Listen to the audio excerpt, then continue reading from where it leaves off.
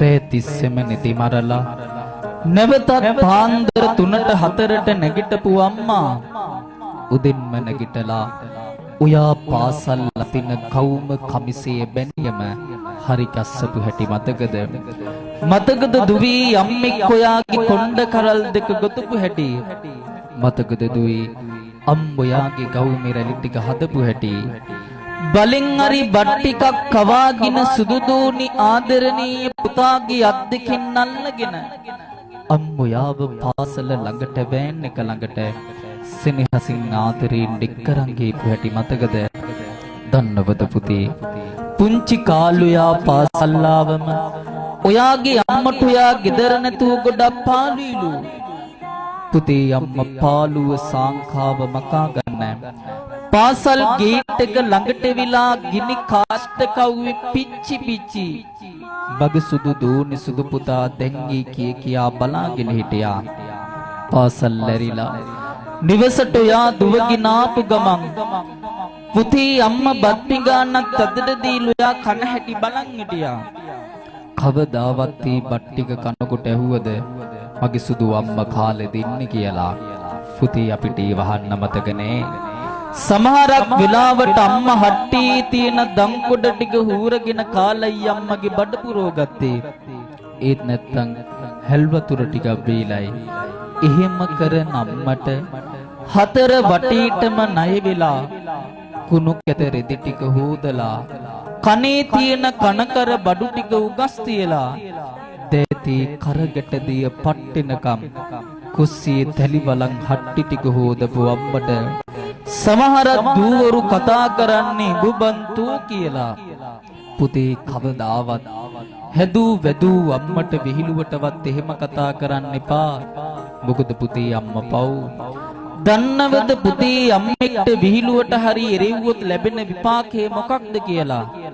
ඔයා දැකලාති පාරේ තැන් තැන් වල කුණු කානුවල ඕජස් වැක්කිරෙන හරියට කුසට ආහාරයක් නැති සුනකයන් දැකලාති. අම්මෙක්ට දවසක හරි විහිළුවට හරි යොරවල තියනවා නම් දවසක ඔයාට තේ කලද සාවුදා වේ පුතේ. නොවිදිනා දුකක් විදිමින් දරු පැටියෙක් වෙනුවෙන් අම්මෙක් කොයිතරම් දහදුක් වේදනාවක් විඳිනවද? අද ඔයා ළඟින් ඔය රත්තරන් අම්ම හැමදාම ඔයා ළඟ ඔය විදියට ඉන්නේ නේ. දවසක ඔයාගේ අම්මා පුතේ මේ ලෝකෙන් සදහටම යන්නම යනවා. එදාට අම්මා කියලා කතා කරන්න කෙනෙක් නැති වුණදාට දුවේ පුතේ කියලා සෙනෙහසින් ආදරයෙන් තුරුළු කරගෙන බත් ටිකක් කවන්න රස කෑම ටිකක් හොයලා දෙන්න අම්මෙක් නැති වුණදාට අදට වඩා පුතේ අම්ම කෙනෙකුගේ සෙනෙහස වටිනාකම දැනিলা ඔයා එදා ටික ගහ කහඬයි පුතේ. හිනිසා දවසක අම්ම වයසට යනවා.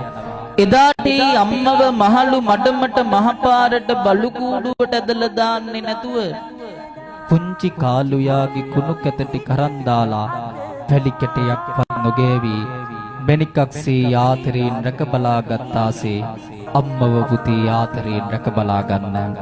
දන්නවද පුතේ අපේ අම්මා අපිට කොයිතරම් ආදරේද කියලා? දරු පැටියෙක් වෙනුවෙන් අම්මෙක් කොයිතරම් දුක් වේදනාවක් විඳිනවද කියලා අසන්න පුතේ තෙසවන් ජුමාගෙන මේ ඔබේ අම්මා ඔබ වෙනුවෙන් විදින අප්‍රමාණ වියසිනේ හසට කව්කීලිය පුනා මදී අම්මා වරුන් විතරද මතු බුදු වණ්ඩේ. ඇත්තටම පුතේ අපි අපේ තාත්ත ගැන කතා කරනව ටිකක් කඩුයි. කෑ ගහන්න එපා. ඒ තාත්ත ටිකක් සැර නිසා.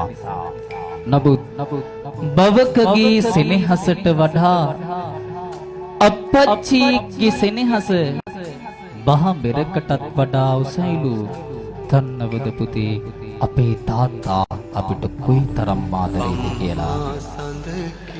ඔයා වෙනුවෙන් අප්පච්චි උදේ 3ට 4ට නැගිටලා පුතේ අප්පච්චි කහටු ගුරම් බීලා මුදල් හොයන්න වැඩට ගියා. උදේ ඉඳන් හවස් වෙනකන් තාත්තින් කිනි කාස්ට කව්වේ පිච්චි පිච්චි වැඩ කළා. අපච්චි අමෝරා වැස්සෙත් හිමිතෙමි වැඩ කළා. ලී බිඳු දහඩියට හරවගෙන දහසක් හීන තියාගෙන අපච්චි වැඩ කළී බුදී අපච්චිගේ බඩකට පුරෝ ගන්න නෙවී. අම්ම ළඟට ගිහින් අම්මේ බඩකිනී කීවම අම්මා පිට රස කෑම ටිකක් කුයල දුන්නේ. රත්තරන් අපච්චි දහදුක් විඳලා හම්බ කරන් ආපු සල්ලි වලින් උදේ ඉඳන් හවස් වෙනකන් දෙති කරගට දිය පට්ටෙනකන් වැඩ කරලා හවසට ඇවිත් කුසගින්නෙන් පත් පිඟා නතට ගත්තෙත් වගේ සුදු දූනි සුදු පුතා කෑවද කියලාලු. සමහරක් වෙලාවට යා කෑවේ නැත්තම් පුතේ අපච්චිට කොයිතරම් බඩකින්නක් තිබ්බත් එයා එයාගේ බත් පංගුව අපිට වෙන් කරලා අපි කන හැටි බලන් හිටියා. ඉල්ලනකොට හදවත උණු වෙලා රස ආහාර සෙල්ලම් බඩු ආඹිත්තම් කන කර බෝනිකෝ. පුංචි කාලෙදි තාත්තෙක් ගෙනල්ල දීපු හැටි මතකද? මතකද ඔයා? පුංචි කාලේ බත් කන්නේ නැතුව එහි මෙහි දුවනකොට අපච්චි පුංචි යාළුවෙක් වගේ ඔයාව කර මත තියාගෙන විදුල වටේ සෙල්ලම් කරපු හැටි දන්නවද දුවේ? අපච්චි මේ ලෝකෙ වැඩිපුරම ආදරේ කාටද කියලා? පුතෙකුට වඩා තාත්තෙක් මේ ලෝකෙ වැඩිපුරම ආදරේ තමන්ගේ දෝණියෙක්ටලු. දුවෙක්ටලු අපච්චිගේ සෙනෙහස මේ ලෝකේ වැඩිපුරම දැනනගෙන දන්නවද?